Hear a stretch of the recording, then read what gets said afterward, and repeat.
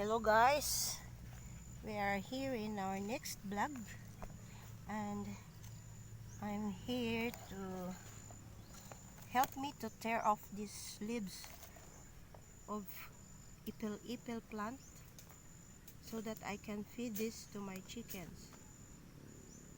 This is what we call organic food for my heritage chickens, and I can save money for this kind of food because the chickens like to eat this and it's rich in protein.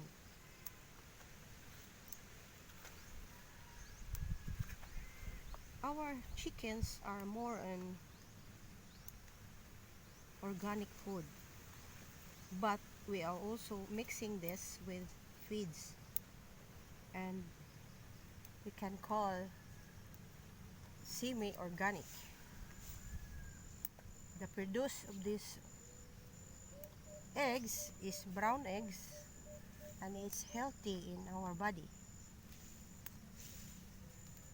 Less cholesterol, and it's good for patients who have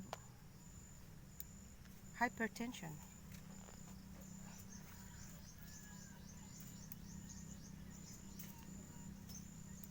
I can save my budget through this kind of food.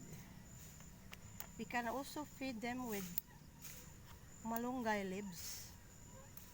In other words, moringa leaves.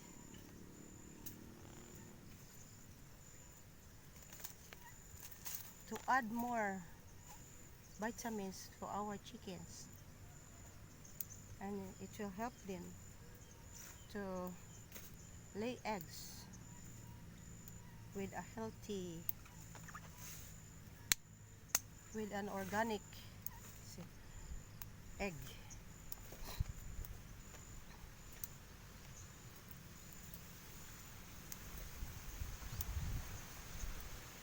In our place, we are rich in this kind of trees, the ipil-ipil trees, but it will not grow tall because we cut them every now and then to feed to our goats.